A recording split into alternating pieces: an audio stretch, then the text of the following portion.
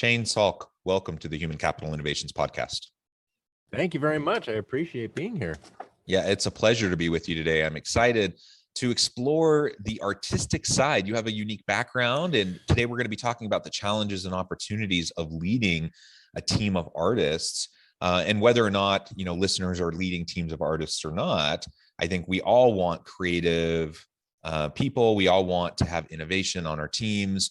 And so I think much of what we're going to be discussing today will really be useful to everyone who is listening. So Shane, thank you for joining me. As we get started, I wanted to share Shane's bio with everybody. Shane Salk is owner and partner in Shane Salk Productions and is an award-winning audio drama creator, producer, and sound designer. Shane's projects now have over 200 million impressions, spanning more than 150 countries around the world. Having graduated from Chapman University with a BFA, acting has always been Shane's first love, something he was able to incorporate into his productions. Having grown up listening to old-time audio, Shane has a unique perspective on updating the medium and learning from the past. What a tremendous background. Anything else you would like to add by way of your background or personal context before we dive on in? No, I mean, that's when people read a bio of mine, I always feel really good because it never feels like I've done anything. Then they read a bio, it's like, when you put it all together very quickly, it sounds very impressive sometimes. The long arc of our lives, you're right, like day to day, like sometimes it just feels like we're kind of floating through life. And then all of a sudden you look back 10, 20 years and you're like, wow, I've actually done some things. I've impacted some people. So yeah, it's crazy. So that's great. I used to wear a diaper like a long time ago, and now I can stand. Excellent. So why don't you give us a little just background in terms of, you have a drama background, you've been in the space of audio design and the creative space for a long time. So really what got you there? Why have you stayed there? And then we can start to talk about your team and the challenges and opportunities of leading a really highly creative artistic team. Yeah, absolutely. I mean, yeah, my background is theater and performing. I went to school for that. I have a Bachelor of Fine Arts in theater performance. And I did a lot of films and short films and web things and some TV and stuff like that. And when I graduated college, it was 2008. And anybody that's old enough to remember that time in the workforce, it was not great. And especially coming out of like a theater school looking for acting work, all of the money was out of the arts. It was out of theaters, all these theaters that used to do equity shows and pay, professional wages couldn't do it anymore. And it was really hard. And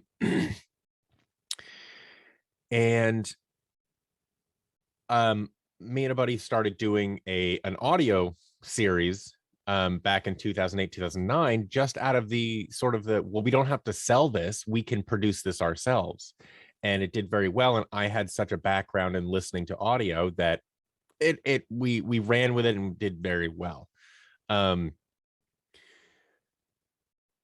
I have always sort of been somebody who I always believed the more you know about everything, the better you are at anything. So even while I was acting, I was doing technical theater, stagecraft, lighting, sound, sound running. I've done almost every job you can think of in a theater. When I lived in New York, a number of years after I graduated, that's how I made a living, was construction for sets for technical theater, lighting, all sound. That's how I made a living while doing the acting thing.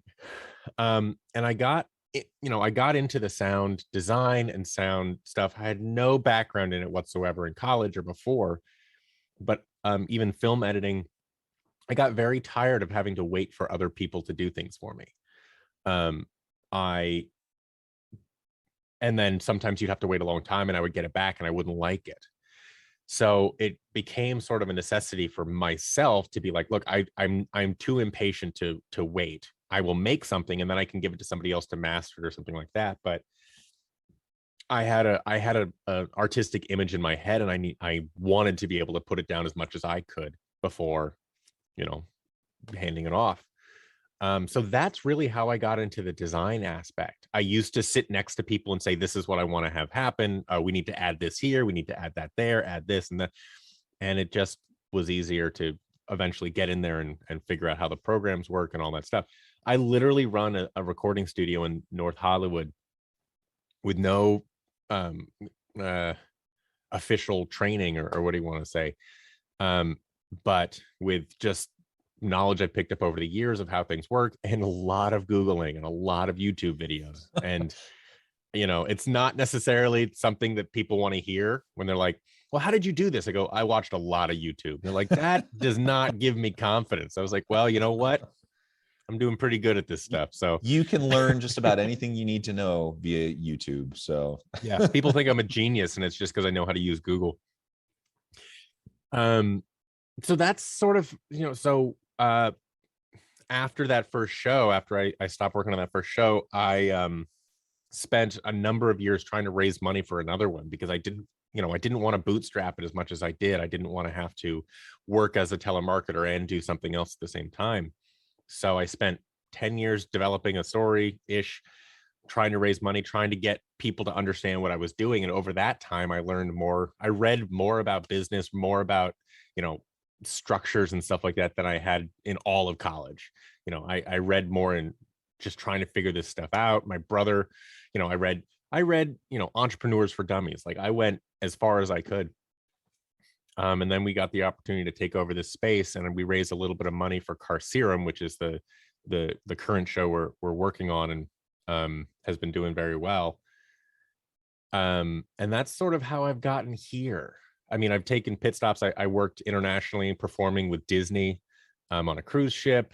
I was their genie on their cruise ship for a while, singing and dancing. I performed in New York and Utah and LA and all that stuff. But the quick trajectory is sort of that story there.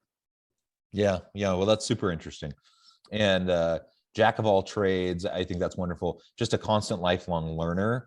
There's no shame in Googling things and checking out YouTube. I do that all the time as well. And I need to figure out how to fix the dishwasher. I can either pay someone hundreds of dollars to come do something, or I can spend 30 minutes watching YouTube videos and try to do it myself. Sometimes it works, sometimes it doesn't. But so I think that's wonderful, and it's actually a good lesson for anyone listening. Like there are some things that we want to hire out, we want to have other people do for us, but especially if we're in a position where we're trying to bootstrap a project, we're trying to we're solopreneurs or entrepreneurs with a small team, you have to learn a lot of different things, and that's it's definitely doable. And getting a college degree is one thing, but you can continue to learn and grow as you go, and figure things out as you go. And you should. And one of my things, a lot of people talk about college, and a lot of people don't go, and they think that's great. And I have no problem with any of that. One of the things that I think is wrong, the way we talk about schooling, is people talk about what they learned at school and go, well, you're not going to use that. I learned this outside. And I don't think school is always about that. I think a lot of what the differences that I see in some people, and this doesn't have to do with like what school you go to and like, oh, it's Harvard and it's a great school, but these things don't mean as much. I think it's a lot more about you learn different ways to think and processes to get to a conclusion. And I think that is something that people don't necessarily think about when they think about either higher education or even just lower education. I assume, is that what you call lower education? Is like high school considered lower education? K I've through never 12, heard. yeah. Is that lower education? Okay, great. I just pulled that out of my head and I was like, oh, that sounds bad. I don't know why. But it's getting your brain to find different ways of processing problems and different ways to think about things. It's not necessarily about remembering when World War I started or any of that stuff. So that's just always something that I always find very fascinating when you hear certain, big millionaires and self-help people talk about, like, you don't need this. I didn't do this. I'm like, well, it's not about that. You had a way of processing and thinking that was different that worked for you. But a lot of people, that's what it's about. It's about shaping your brain instead of picking up all the knowledge in the world. Yeah, yeah, absolutely. And I'm a university professor, so I hope I didn't Well, come there you across. go. I hope I didn't come across as though I was poo-pooing higher ed No, or university college not at experience, all. because I completely agree with you. And I think it's important to point out, for every Steve Jobs, excuse me, every Mark Zuckerberg, Steve Mhm. Jobs, Bill Gates, that there is, those who drop out of school or don't go to school. It's a hard road. And let's Yeah. not forget also that those three that I just mentioned, they all came from privilege and money. So Well, and they also came and went into fields that weren't really being taught in right, college yeah, because they weren't in existence of how these guys made them grow, which is incredible. That's, there's a number of other ones where they're like, well, I want to do this kind of design. Well, we don't really teach that because that's not a thing. And they're like, well, I might as well just go figure it out right, myself. Great. yeah, And yeah, it's different, yeah, different brains. that We do live game shows at this studio every other Friday or something. And the reason we started doing those is just out of necessity, because we were, during the pandemic, we were going crazy and we needed to do something fun. But I had really no experience in live streaming or any of the stuff we did, but it kept my brain interested and active to try to figure out I had all of these new problems that I found fascinating. So I could go, well, how do we solve these problems with zero money and all this stuff? And that same with their brains, is like it kept them interested enough to solve these problems. And that's when Google and that's when you search, that's what history research is. It's not like finding a book and going, well, oh, okay, here it is, here's all my research, somebody else did it. It's going, here's 10,000 books and I need one line from this one and I fit it together with one line from that one and one line from this one. And that's what entrepreneurship is to me. That's what technology is. That's what human relationships are a lot of the time. It's not like what's the one thing. It's yeah, and working with artists, it's a lot of that. yeah. Well, that's what I think of when I think of creativity and innovation. I mean, so artistic types, I would say, yes, they're creative Yeah. individuals, but creativity isn't limited to people who are in theater or No. musicians or artists, right? We can all be creative, and it's the art of creativity and innovation is about pulling disparate pieces of information and finding ways to integrate information in new ways that nobody's thought of before, right? Exactly. Yeah. Exactly, to your point. And so we all are capable of doing that, and the best organizations, the most creative, innovative organizations, they're constantly doing that. So can I innovate in a way where I come up with, out of nowhere, some new thought no one's ever even conceived of before, in a brand new direction no one's ever conceived of before? Sure. I mean, that happens. But much more often, what we're talking about is there's all these things that have been around for a long time, and no one has ever thought about how to connect them in Mhm. a meaningful way that will add value to people or to improve people's lives. Absolutely. One of my favorite quotes, and I have it on like certain websites and stuff because I just think it's on my Instagram even, like Sid Caesar, who many people don't know, but is one of the reasons that comedy is today. He had a show called My Show of Shows, and he's one of my comedic idols just because his writing team and the people he put together were amazing. But he had a quote that said, the first person to invent the wheel was an idiot. The one who invented the other three was a genius. And I think that's exactly what you're talking about, where we have, these tools and these things that are existed, and you go, but how do we put these together? I literally use technology that's used for completely separate things to run our game shows, because it's they're for EDM drumming and this and that. I'm like, but I don't have money and I have these things lying around. And this game show that people are like, oh, you have three people running it. We're like, no, we have to have one person running it because we don't have any money. So how do I make it so one person can run this with what technologies and blah blah, and that's inventing. That's the fun part. You don't have to invent the engine every time you want to invent like come up with a new car or invent something. You have like, oh great, I know what a motor is, so how can I utilize this to make a automatic bottle opening machine. Yeah, yeah, absolutely. Well, very cool. So as we continue, let's shift gears a little bit now and talk about your team.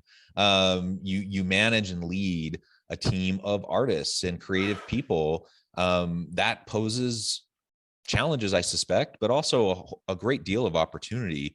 So tell us a little bit more about your team and what some of those aspects are that you've experienced over the years. So one of the most fascinating things about I'm a very artistic person myself, and I come from a family of doctors and scientists. And it's so funny because this is it's a joke, but people ask me if I ever wanted to go into science and stuff, and I say not really. They're geniuses. I know how to have conversations with people, and anybody that knows a lot of scientists will understand that that's a joke. Um, but you talk to different groups of people differently, and artistic people have so much going on in their heads. And one of the things that I, as a leader or as a person throughout the years, have gotten very good at is working with people who other people can't necessarily work with. um, Meaning people with, it's not that they have huge egos, it's not that they have, they're so self-involved or anything like that, which a lot of artists get reputations for. It's that they have these images and these visions in their head that are so clear, and they think they're so good that sometimes they don't know how to communicate that to a team.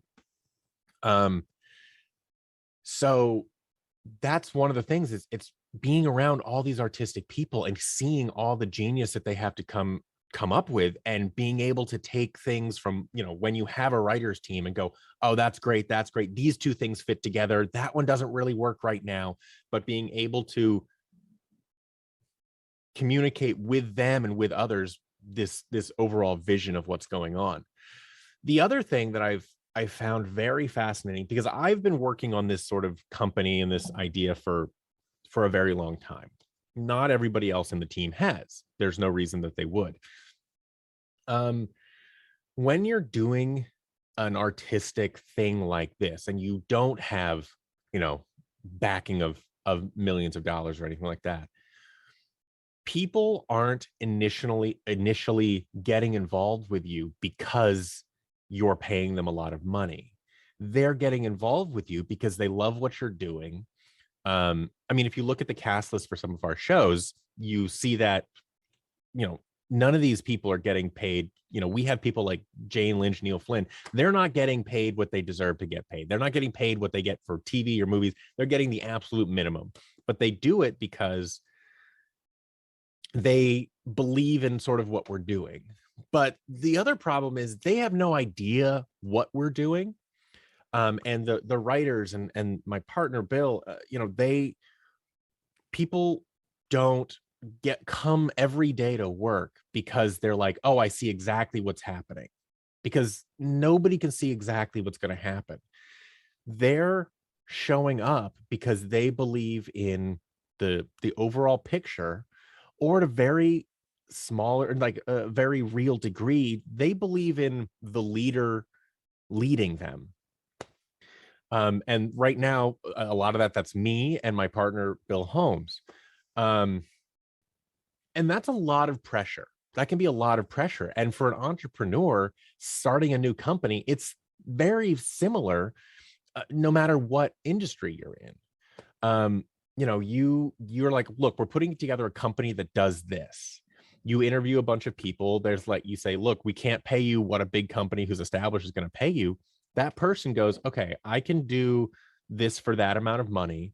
But really, that employee is interviewing the employer almost more than the other way around, because they go, look, do I believe in this person who has this vision of this company enough to think that this company is going to be around in 6 months, a year, and that their ego isn't so big that they will trash the company just to satisfy it. If I come up with an idea that's not theirs, they're going to go, screw you, get out of my office, even though it was a great idea.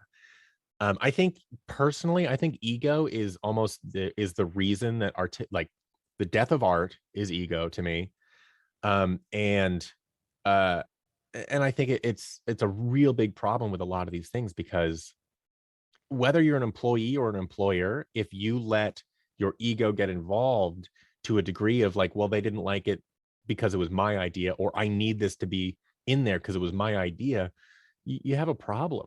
And that's one thing that I have been blessed with this, with the team that I have, is that nobody has that ego to be like, well, if this isn't in there, I'm walking away. It's always about the product and the show. It's everything comes down to what's best for the show. Um, Yeah. and So yeah, can I zoom in on that a little bit? absolutely. So I go it, off. yeah. So it's super interesting. You know, you attract people, especially in early stages of a small startup, an Mhm. entrepreneurial endeavor, a really cool new creative project. You attract people because one, they believe in you, right, as the founder or Uh-huh. co-founder, that you mentioned. Two, they believe in the product, whatever you're trying to create. And Yeah. three, because it's exciting, because there's this energy and this excitement around whatever it is you're trying to do, and Yeah. they believe in it enough, that they're willing to take the risk, right? Because it is a risk. And maybe they're doing it because they get a little bit of equity in the company and they think the company will grow, or maybe they're doing it because it's going to be a creative outlet for them, or they're going to be able to develop Right. themselves, position themselves for the next opportunity, whatever. Like there's a bunch of different reasons why someone might find that an intriguing opportunity. But the bottom line is, we have to be able to tap into those different types of motivators, and it's usually not going to be like the best highest paid position. It's just Right. not going to be, because that's not the way most new startups are capitalized. And so now you're getting this creative group of people together who kind of believe in the vision. They're excited about it, and now they're trying to create together. And like you said, ego can get in the way, either ego of the members of the team or ego Uh-huh. of the founder or co-founders.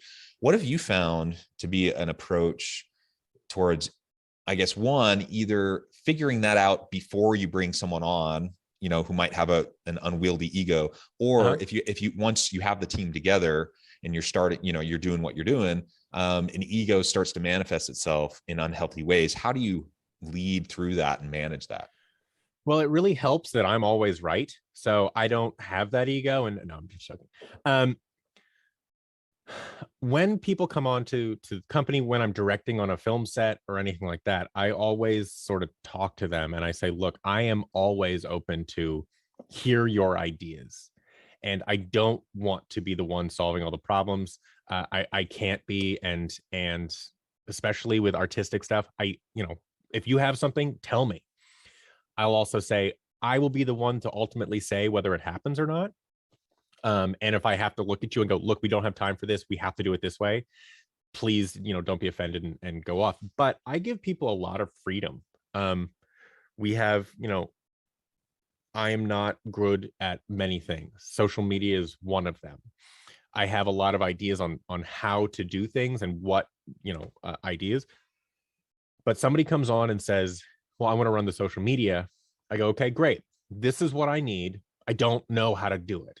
Find out how to do it. And they say, well, here's some of ideas that I have, and this and that and this and that. I go, try it. I have no idea. If it doesn't sound great to me, I'll still, unless I have like a real big problem with something because it breaks the image of the company or something like that, I'll go, let's try it, because we're not hurting anything by trying it.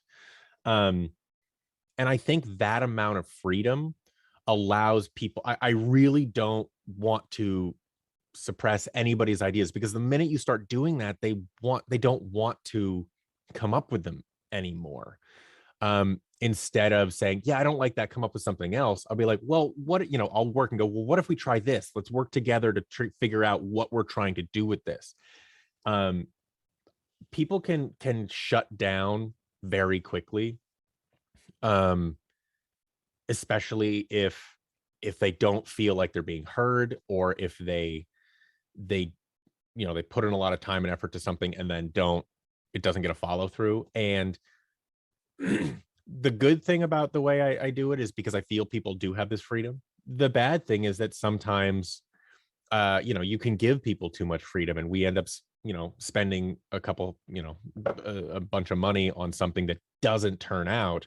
And I find out, I'm like, yeah, we've had this person for 3 months. Over that, they've spent this amount of money and really haven't put the time and investment into learning what they were actually supposed to be doing. So it's a balance. It is, we are a small team. If I had, a bigger team, we could not micromanage, but we could have people checking in on them and going, really what is happening here. But I don't regret any of the stuff that we've done, because even with the things that didn't pay out, and there are people that, not necessarily ego, but they just were like, oh, I think this is you're small time, so we don't have to put as much time and energy into you. We learned a whole lot. We got a lot of information. And sometimes what I learned is, oh, I actually knew more than I thought I did. So when they said this and my instinct was that, I was right. Yeah. Well, yeah. And if you do find somebody that has that strong ego, eventually I just go, this isn't working. And it's you don't you have too much to give that this company doesn't need, and it's just not a good fit. Yeah. And then it's not a personal thing at all. It's just like alignment, right? So not a good fit with what we need, with what you have to offer. Yeah. It's like releasing the puppy to go off and like live a full life, or having the bird fly from the nest. And you're like, yeah, exactly. go fulfill yourself. And like, yeah, this sucks. Career. But if they want to be the main visionary of the company, I'm like, we have those. We can't have somebody going, yeah, the whole story is terrible in this. I'm like, yeah, you can go away now. Because again, it comes down to ego, or lack of the team vision. Sure. Well, Shane, it has been a pleasure. This has been a fascinating conversation. I'm going to have to let you go here in just a couple minutes, but before we close, before we close, I wanted to give you a chance to share with listeners how they can get connected with you, find out more about your work, your team, and then give us a final word on the topic for today. Absolutely. So you can find me on social media at just Shane Salk anywhere. Our current show is Carcerem, Carcerem, and you can find that on any podcasting platform. It's a fully immersive cinematic audio series. It's sort of a mix between Game of Thrones and Princess Bride. It has 120 characters in the first season, fully cinematically sound designed, original music, original story. People like Jane Lynch, Neil Flynn, Piper Laurie.